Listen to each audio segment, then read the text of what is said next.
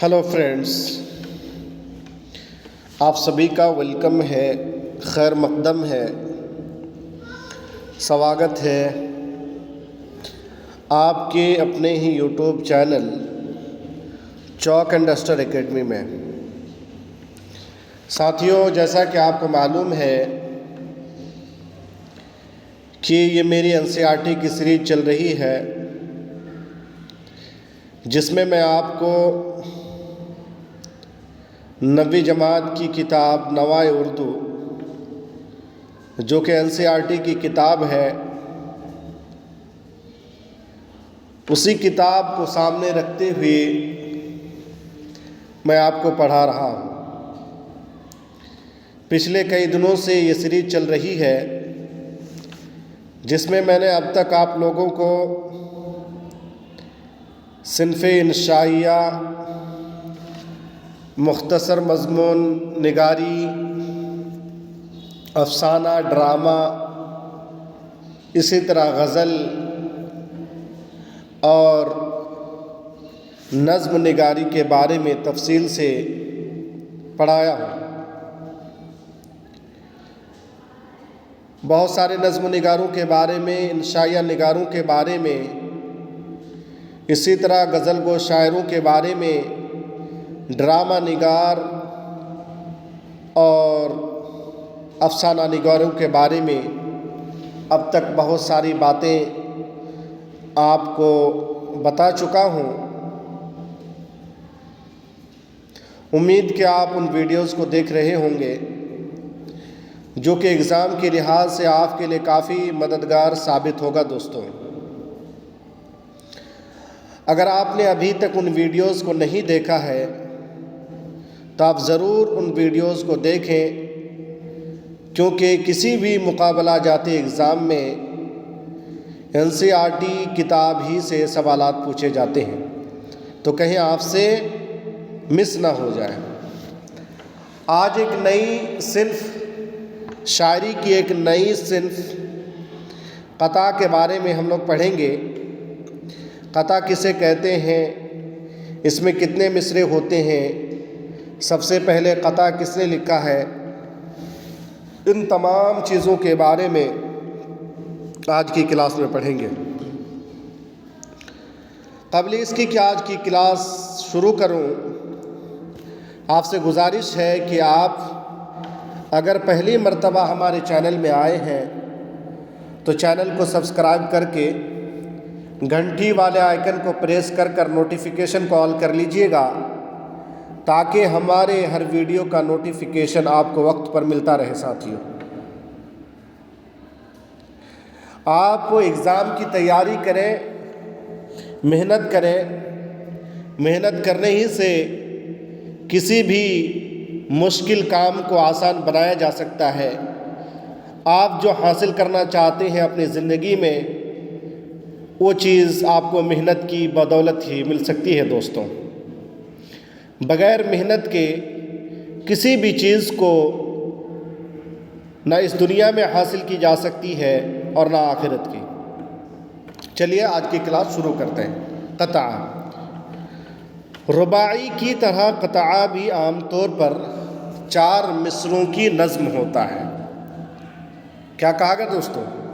रुबाई जिसमें 4 मिसरे होते हैं, तो रुबाई की तरह क़ता में भी आम तौर पर 4 मिसरे होते हैं और एक नज़्म मुकम्मल होती है। लेकिन रुबाई और क़ते में 2 बातों के लिहाज से बुनियादी फ़र्क है। लेकिन रुबाई और क़ता में कुछ बुनियादी फ़र्क है। आप देखिए, रुबाई के लिए एक बहर और उसकी कुछ शक्लें मखसूस हैं। रुबाई के लिए एक बहर में, किसी एक बहर में, और उसकी कुछ शक्लें मखसूस हैं। किसी मखसूस शक्ल ही में रुबाई कही जाती है। और रुबाई के 3 मिसरों का हम काफ़िया होना ज़रूरी है। ये बहुत अहम पॉइंट है। रुबाई के 3 मिसरों का हम काफ़िया होना ज़रूरी है। दोस्तों, اس کے چاروں مصرے بھی ہم قافیہ ہو سکتے ہیں، 3 مصرے تو ہوں گے ہی، لیکن چاروں مصرے ہم قافیہ ہو سکتے ہیں۔ اس کے برخلاف قطعی کی شرط یہ ہے کہ اس میں مطلع نہیں ہوتا۔ قطع میں کیا نہیں ہوتا دوستوں؟ مطلع نہیں ہوتا، یعنی اس کے پہلے کے دونوں مصرے ہم قافیہ نہیں ہوتے۔ غزل کا پہلا شعر جسے ہم مطلع کہتے ہیں، اس کا ہم قافیہ اور ہم ردیف ہونا ضروری ہے۔ تو اسی طرح رباعی میں بھی 3 مصرے یا تو 4 مصرے ہم قافیہ ہوتے ہیں، اور اسی طرح جب قافیہ ہوں گے تو رباعی کا پہلا جو شعر ہوگا وہ مطلع کہلائے گا، جبکہ قطعے میں مطلع کی کوئی شرط نہیں ہے،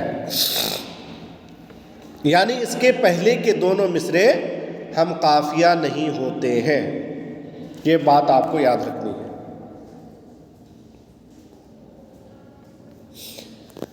قطع کلاسکی شاعروں کے یہاں عموماً غزل کے اشعار میں ملتا ہے۔ قطع کہاں ملتا ہے؟ جو کلاسکی شاعر گزرے ہیں ان کے غزل میں اشعار کی، اس کے غزل کے اشعار میں ملتا ہے بیچ بیچ میں دوستوں۔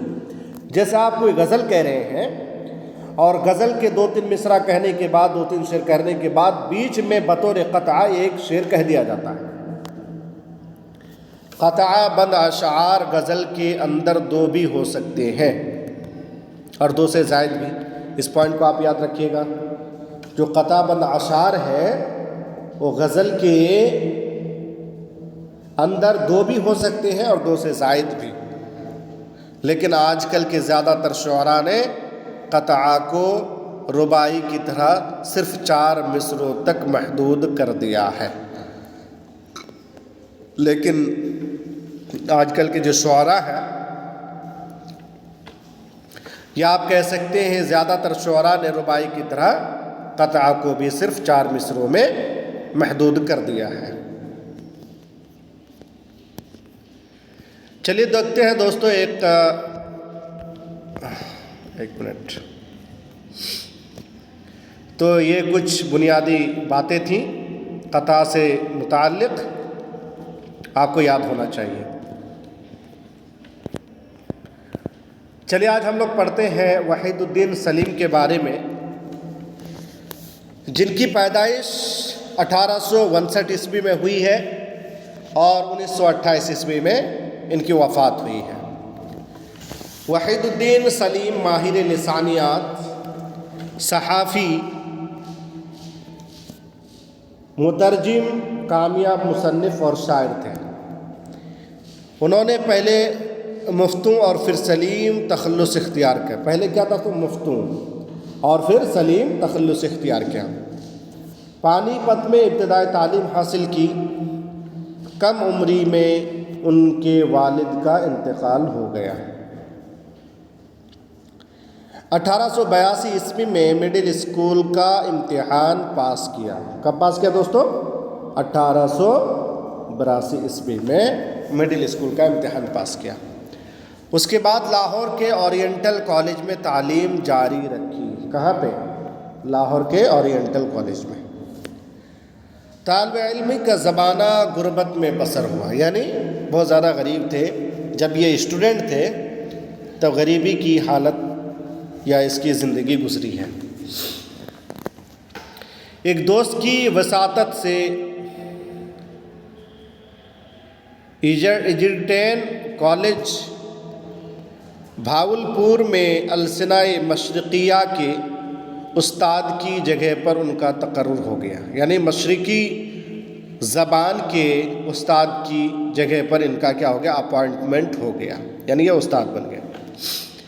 حالی نے 1894 عیسوی میں انہیں علی گڑھ بلوایا اور سر سید سے ملاقات کروائی۔ یہ پوائنٹ آپ کے لیے اہم ہو سکتا ہے۔ حالی نے 1894 میں انہیں کہاں بلایا؟ علی گڑھ بلوایا اور سر سید سے ملاقات کرائی۔ 1907 عیسوی میں علی گڑھ انسٹیٹیوٹ گزٹ کی ادارت کے لیے انہیں مدعو کیا گیا۔ قیام علی گڑھ میں وحید الدین سلیم نے انجمن مترجمین قائم کی تھی۔ دیکھیے کون سی، علی گڑھ میں جب یہ مقیم تھے تو وحید الدین سلیم نے انجمن مترجمین قائم تھی، جس کا مقصد انگریزی کتابوں کو اردو میں منتقل کرنا تھا۔ سوال میں پوچھا جا سکتا ہے کہ وحید الدین سلیم نے جو انجمن مترجمین قائم کیا تھا اس کا مقصد کیا تھا؟ تو اس کا مقصد تھا دوستو انگریزی کتابوں کو اردو میں منتقل کرنا۔ جب حیدرآباد میں جامعہ عثمانیہ قائم کی گئی تو نصاب کی کتابوں کو طالب علموں کے لیے اردو میں ترجمہ کرنے کی ضرورت پڑی۔ راس مسعود اور بعض دوسرے حضرات نے سلیم کو حیدرآباد بلوایا۔ یہاں ترجمے کے کام کو آگے بڑھانا تھا، جس کے لیے وضع اصطلاحات کی کمیٹی بنائی گئی۔ کہاں پہ؟ جامعہ عثمانیہ میں۔ اس میں مختلف علوم کی کتابوں کا ترجمہ کرنے کے سلسلے میں اصطلاحات سازی کی ضرورت پیش آئی۔ جب شعبہ اردو کا قیام عمل میں آیا تو انہیں پروفیسر مقرر کر دیا گیا۔ ٹھیک ہے دوستو، آخری زمانے میں صحت کی خرابی کے باعث ملیح آباد چلے گئے۔ کہاں چلے گئے؟ ملیح آباد۔ وہی ان کا انتقال ہو گیا، یعنی ملیح آباد میں۔ تو دوستو آپ نے وحید الدین سلیم کے بارے میں آپ نے پڑھا کہ 1859 عیسوی میں ان کی پیدائش ہوئی ہے اور 1928 میں ان کی وفات ملیح آباد میں ہوئی ہے۔ پانی پت میں ابتدائی تعلیم حاصل کی۔ کم عمری ہی میں والد کا سایہ سر سے اٹھ گیا۔ علی نے 1894 میں انہیں علی گڑھ بلوایا اور سر سید سے ملاقات کرائی۔ علی گڑھ انسٹیٹیوٹ گزٹ کی ادارت کے لیے انہیں مدعو کیا گیا تھا اور انجمن مترجمین قائم کیا، جس کا مقصد تھا کہ انگریزی کتابوں کو اردو میں ترجمہ کرنا تھا۔ جب جامعہ عثمانیہ قائم کی گئی تو اس کی نصاب کی کتابوں کو جو طالب علموں کے لیے تھی اردو میں ترجمہ کرنے کی ضرورت پیش آئی اور اس کے لیے سلیم کو حیدرآباد بلوایا گیا، اور شعبہ اردو جب قائم ہوا تو انہیں پروفیسر بنا دیا گیا، اور آخری زمانے میں ان کی صحت کی خرابی کی وجہ سے انتقال ہو گیا ملیح آباد میں۔ دعوت انقلاب، یہ وحید الدین سلیم کا جو ہے ایک کہہ سکتے ہیں قطعہ ہے۔ آپ دیکھیے اس کو۔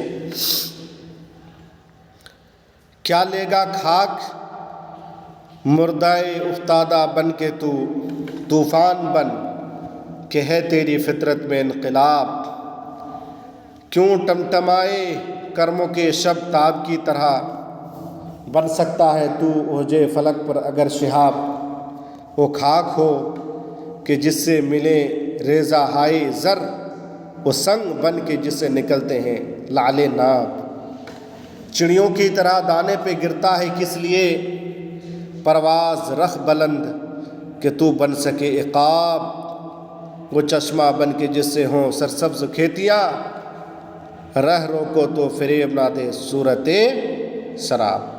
یہ وحید الدین سلیم کا جو ہے ایک نظم ہے دوستو۔